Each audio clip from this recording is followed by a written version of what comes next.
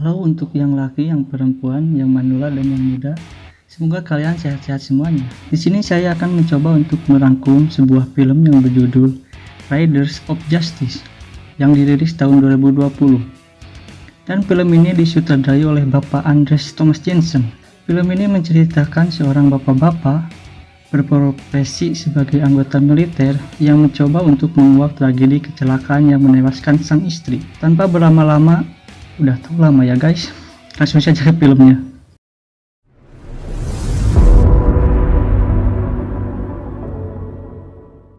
Adegan diawali dengan seorang gadis dan seorang kakek yang meminta sebuah sepeda ke seorang pria. Lantas si pria itu memberi sepeda, namun sang gadis tak mau sepeda yang berwarna merah. Malah nawar, aduh neng. Si pria itu menelpon seseorang dan terjadi pencurian sepeda.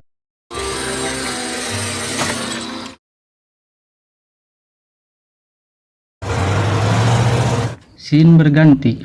Ada seorang ibu dan anak gadis. Ibu itu bernama Emma dan gadisnya bernama Matilde. Tak lama telepon pun berbunyi dan yang menelepon adalah suaminya yang bernama Marcus Tepake Horizon.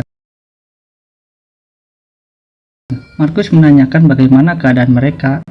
Emma pun menjawab, Matilda sepedanya dicuri dan mobil mereka pun mogok. Bapak Marcus kasih tahu kepada mereka bahwa dia tidak bisa pulang cepat karena harus menjalankan tugas.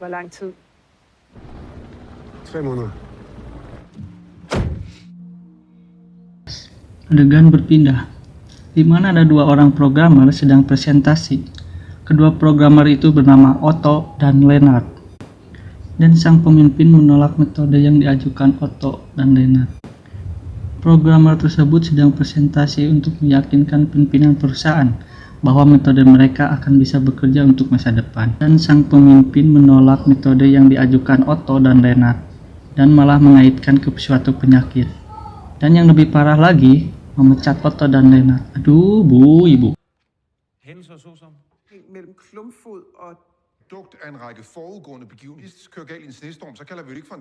Otto berkemas dan tak lama ia menaiki kereta api. Ia melihat ibu dan anaknya, ya tentu itu adalah Emma dan Matilde. Otto dengan hati baiknya dan gak suka julid ke orang lain, menawarkan bangku duduk kepada Emma. Ia pun lantas berdiri. Saat berdiri, Otto melihat ada kelompok geng motor dan pria yang agak mencurigakan. Selang beberapa menit, pria itu pun berdiri. Dan apa yang terjadi? Ledakan yang dahsyat, tapi bukan di RCTI, ini mah di kereta api. Dalam kecelakaan tersebut, Emma meninggal dunia. Waktu di rumah sakit, Otto melihat Matilde yang sangat terpukul atas kematian ibunya. Otto merasa bersalah karena menawarkan tempat duduknya kepada Emma. Lah siapa tahu akan ada kecelakaan, atuh Toto. Sampai di rumah, Otto melihat berita dan ia merasa bahwa kecelakaan tadi faktor disengaja. Lalu ia mengingat pria yang ia curigai.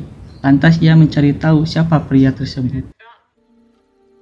Scene berpindah ke Marcus yang sudah sampai di rumah sakit dan dipeluk oleh sang anak. Marcus dikasih tahu oleh dokter gimana keadaan sang istri. Otto mencoba untuk datang ke polisi dan menjelaskan bahwa kecelakaan di kereta api itu kemungkinan disengaja dan ada kaitannya dengan geng motor. Namun bapak polisi tidak mempercayai Otto dan bahwa kecelakaan tersebut beneran kecelakaan. Ya kecelakaan bukan main perosotan. Berpindah ke Marcus yang sedang ngoprek mobil dan Matilde yang mau berangkat ke sekolah. Akan tetapi Marcus melarang Matilde untuk jangan dulu ke sekolah, malah ngajak lari. Bapak teh malah ngajak mabal anak. Aduh.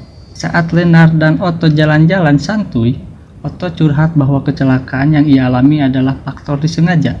Otto meminta Lennart untuk melacak sekelompok geng motor yang ada kaitannya dengan kecelakaan kereta api. Lennart ingin mengajak rekannya satu lagi. Nanti juga kalian akan tahu. Marcus dan Matilde mengunjungi gereja dan meminta pencerahan terhadap mereka.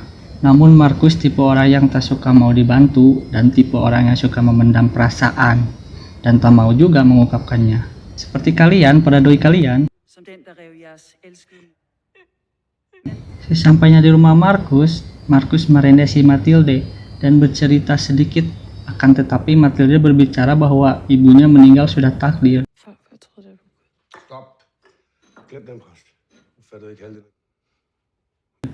Tapi Markus ngegas dan belum terima bahwa sang istri atau ibu Matilde harus meninggalkan mereka berdua. Siapa yang rela atuh ditinggalkan mah ya.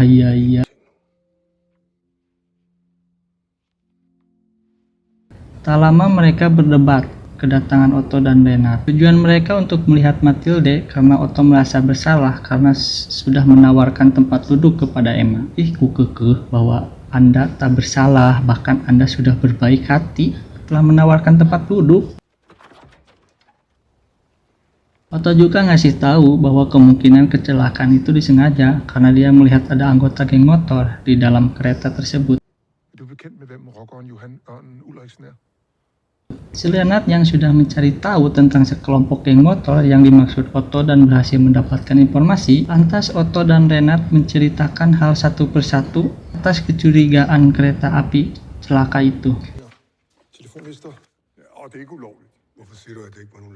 Markus meminta kepada mereka untuk melacak pria yang membuang sandwich dan yang dicurigai oleh Otto. Menurut Lennart, ada rekannya yang ahli dalam melacak wajah, namun Lennart sedang bahudan dengan rekannya itu.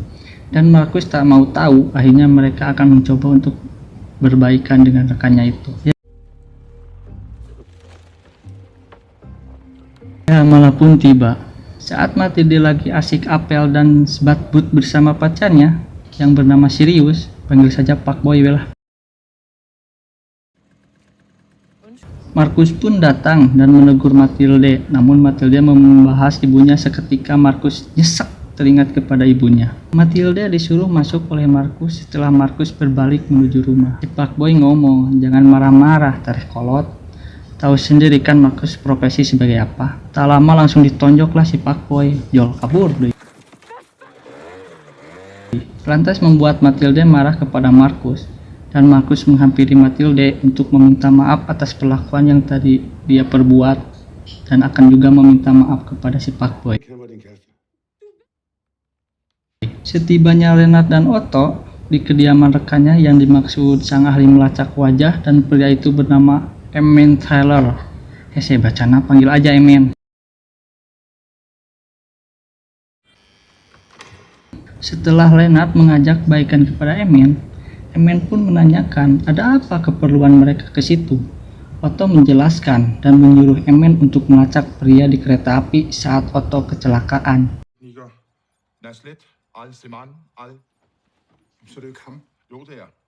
Dan tak lama ditemukan pria dengan kecocokan 95%. Otto, Lennart, dan Emen berangkat menuju rumah Markus. Sesampainya di sana, Otto memperkenalkan Emen kepada Markus. Mereka semua berada di gudang. Dan Emen berhasil mencari pria yang cocok dengan orang yang ada di kereta. Bahkan Emen mengetahui rumah, profesi, riwayat keluarga, dan hal lain-lain.